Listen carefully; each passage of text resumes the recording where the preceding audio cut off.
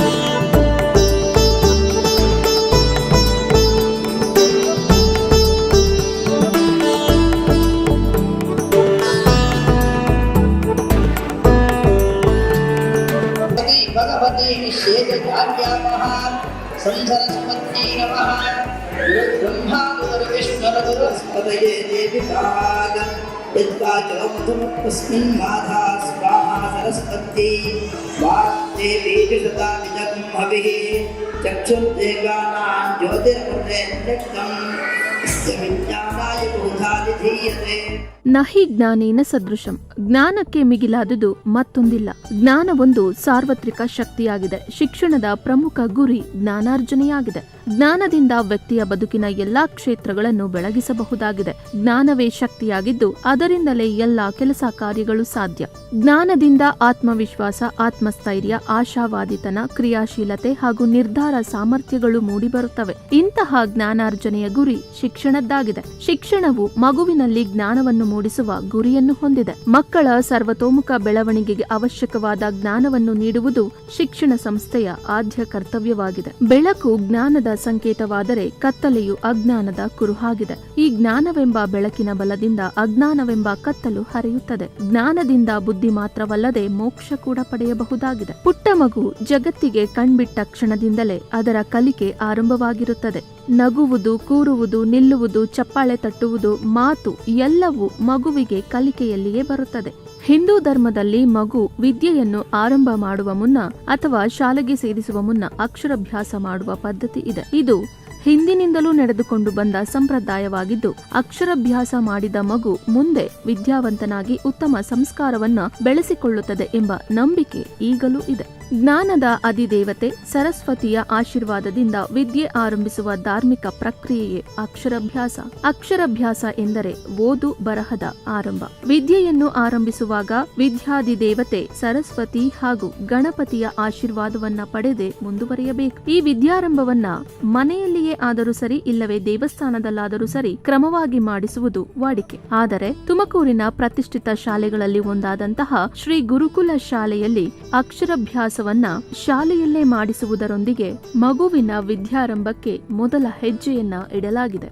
ಹೌದು, ಶ್ರೀ ಗುರುಕುಲ ಶಾಲೆಯಲ್ಲಿ 30 ವರ್ಷಗಳಿಂದ ಅಕ್ಷರಾಭ್ಯಾಸ ಕಾರ್ಯಕ್ರಮವನ್ನ ನಡೆಸಿಕೊಂಡು ಬರುತ್ತಿದ್ದು ಇಂದಿಗೂ ಕೂಡ ಅದನ್ನು ಮುಂದುವರೆಸಲಾಗುತ್ತಿದೆ. ಶ್ರೀ ಗುರುಕುಲ್ ಶಾಲೆಯು ನಡೆದು ಬಂದ ಹಾದಿಯನ್ನ ಗಮನಿಸುವುದಾದರೆ ನಮ್ಮ ಗುರಿ ಸಾಧನೆಯೆಡೆಗೆ ಎಂಬ ದಿಟ್ಟ ನಿಲುವಿನೊಂದಿಗೆ ಶ್ರೀ ಗುರುಕುಲ್ ಶಾಲಾ ಅಧ್ಯಕ್ಷರಾದಂತಹ ಶ್ರೀ ಟಿ.ಎಸ್. ಮಧು ಜೈನ್ ಹಾಗೂ ಪ್ರಾಂಶುಪಾಲರಾದ ಶ್ರೀಮತಿ ರಶ್ಮಿ ಮಧು ಜೈನ್ ಅವರು ಬೆಳಗುಲಿ ರಂಗನಾಥ ಸ್ವಾಮಿಯ ಪೂರ್ಣ ಕೃಪಕಟಾಕ್ಷದೊಂದಿಗೆ 2003ರಲ್ಲಿ ಕೇವಲ 16 ವಿದ್ಯಾರ್ಥಿಗಳು ಹಾಗೂ ಒಬ್ಬರು ಸಹ ಶಿಕ್ಷಕಿಯನ್ನೊಳಗೊಂಡ ಮಾಂಟೆಸರಿ ಶಾಲೆಯೊಂದನ್ನು ಪ್ರಾರಂಭಿಸುತ್ತಾರೆ. ಅವರ ಅವಿರತ ಪರಿಶ್ರಮ, ವಿಶಿಷ್ಟ ಹಾಗೂ ವಿಭಿನ್ನ ಆಲೋಚನೆಯೊಂದಿಗೆ ಶಾಲೆಯು ಅಭಿವೃದ್ಧಿ ಹೊಂದುತ್ತಾ ಬಂದು ವಿದ್ಯಾರ್ಥಿಗಳ ಸಂಖ್ಯೆ ಹೆಚ್ಚುತ್ತಾ ಪುಟ್ಟ ಕಟ್ಟಡವಾಗಿದ್ದ ಶಾಲೆ ಈಗ ಹಲವು ಅಂತಸ್ತುಗಳನ್ನೊಳಗೊಂಡ ಬೃಹತ್ ಶಾಲೆಯಾಗಿ ಬೆಳೆಯುತ್ತಾ ಬಂದಿದೆ. ಹೀಗೆ ಒಂದು ಪುಟ್ಟ ಶಾಲೆಯಾಗಿ ಪ್ರಾರಂಭವಾದ ಶ್ರೀ ಗುರುಕುಲ್ ವಿದ್ಯಾಸಂಸ್ಥೆ ಇಂದು ಬೃಹತ್ ಶಾಲೆಯಾಗಿ ಬೆಳೆಯುತ್ತಾ ತನ್ನ ಸದಸ್ಯರುಗಳ ಸಂಖ್ಯೆಯನ್ನು ಬೆಳೆಸಿಕೊಂಡಿದೆ. ಈ ಸಂಸ್ಥೆ ತನ್ನದೇ ಆದ ಹೊಸ ಹೊಸ ಪ್ರಯೋಗಗಳೊಂದಿಗೆ ಯಶಸ್ಸನ್ನು ಹೊಂದುತ್ತಾ ಮುನ್ನುಗ್ಗುತ್ತಿದೆ.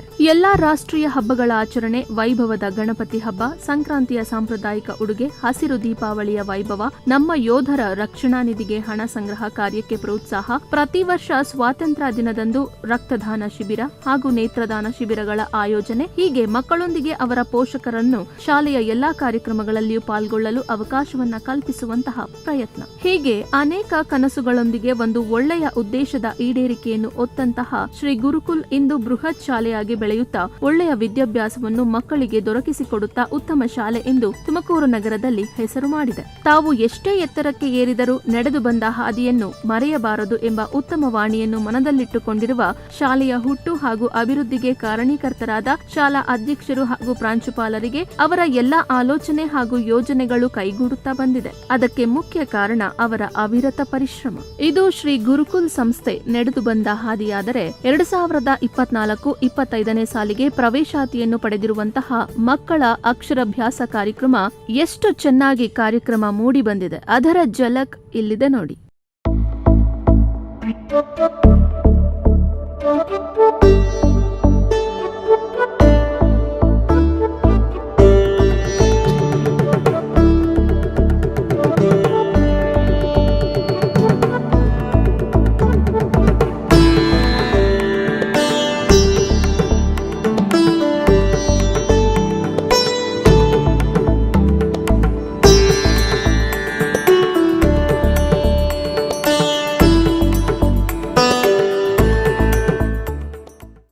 ವೀಕ್ಷಕರೇ, ಶಾಲಾ ಕಾರ್ಯದರ್ಶಿಯಾದಂತಹ ರಶ್ಮಿ ಮಧು ಜೈನ್ ಮೇಡಮ್ ಅವರು ಕೂಡ ಈ ಕಾರ್ಯಕ್ರಮದ ಕುರಿತು, ಅಂದರೆ ಅಕ್ಷರಾಭ್ಯಾಸ ಕಾರ್ಯಕ್ರಮದ ಕುರಿತು ತಮ್ಮ ಮಾತುಗಳನ್ನ ಹಂಚಿಕೊಂಡಿದ್ದಾರೆ ನೋಡಿ. ನಮಸ್ತೆ ಎಲ್ಲರಿಗೂ. ನಮ್ಮ ಶ್ರೀ ಗುರುಕುಲ್ ಸಂಸ್ಥೆಯ ಪರವಾಗಿ ನಮಸ್ಕಾರಗಳು. ಈ ದಿನ ಅಕ್ಷರಾಭ್ಯಾಸ ಈ ಒಂದು ನಮ್ಮ ಗುರುಕುಲ್ ಪರಂಪರೆಯಲ್ಲಿ ಮುಂಚೆಯಿಂದನೂ ಆಚರಿಸ್ಕೊಳ್ತಾ ಬಂದಿದ್ದಾರೆ. ನಾವು ನಮ್ಮ ಶಾಲೆಯ ವತಿಯಿಂದ 20 ವರ್ಷಗಳಿಂದ ಈ ಒಂದು ಪರಂಪರೆಯನ್ನು ಆಚರಿಸ್ಕೊಂಡು ಬಂದಿದ್ದೀವಿ. ಏನಂದರೆ ಮಕ್ಕಳಿಗೆ ಆಸ್ತಿ ಮಾಡೋದರ ಬದಲಾಗಿ ಮಕ್ಕಳನ್ನೇ ಆಸ್ತಿ ಮಾಡಿ ಅಂತ ಹೇಳ್ತಾರೆ.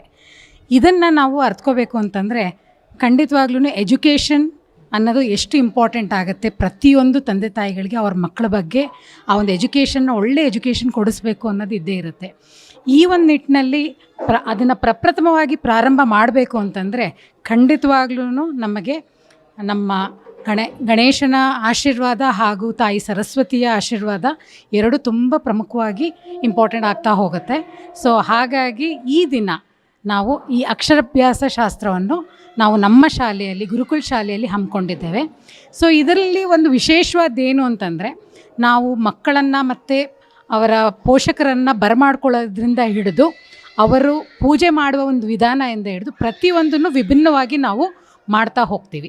ಸೊ ಮಕ್ಕಳನ್ನು ಬರಮಾಡ್ಕೊಳ್ಳೋದು ಹೇಗೆ ಅಂತಂದರೆ ಅವ್ರಿಗೆ ಆರತಿ ಮಾಡಿ ಅವರಿಗೆ ಕುಂಕುಮ ಇಟ್ಟು ಅಕ್ಷತೆ ಇಟ್ಟು ಒಳಗಡೆ ಕರ್ಕೊಳ್ಳೋದ್ರ ಮುಖಾಂತರ ಹಾಗೆ ಮತ್ತು ಮೊದಲನೆಯ ಹೆಜ್ಜೆ ಶಾಲೆಗೆ ಅವರ ಮೊದಲನೇ ಹೆಜ್ಜೆ ಈ ಒಂದು ತುಂಬ ಇಂಪಾರ್ಟೆಂಟ್ ಆಗುತ್ತೆ. ಸೊ ಹಾಗಾಗಿ ಅವರ ಒಂದು ಹೆಜ್ಜೆ ಗುರುತು ಮತ್ತು ಅವರ ಒಂದು ಕೈ ಗುರುತನ್ನು ನಾವು ಅರಿಶಿಣ ಕುಂಕುಮದ ಈ ಒಂದು ಮುಖಾಂತರ ಅವ್ರಿಗೆ ಒಂದು ಪೇಪರಲ್ಲಿ ಅಥವಾ ಒಂದು ಒಳ್ಳೆಯ ಬಟ್ಟೆಯಲ್ಲಿ ಅದನ್ನು ಪ್ರಿಂಟ್ ಮಾಡಿಸಿ ಅವರಿಗೆ ಮುಂದೆ ಬರುವ ದಿನಗಳಲ್ಲಿ ಅವರಿಗೆ ಅದನ್ನು ಫ್ರೇಮ್ ಮಾಡಿ ಕೊಡ್ತೀವಿ. ಇದು ಒಂದು ನೆನಪಿನ ಅವರಿಗೆ ಜೀವನ ಪರ್ಯಂತ ಅದೊಂದು ನೆನಪಾಗಿರುತ್ತೆ.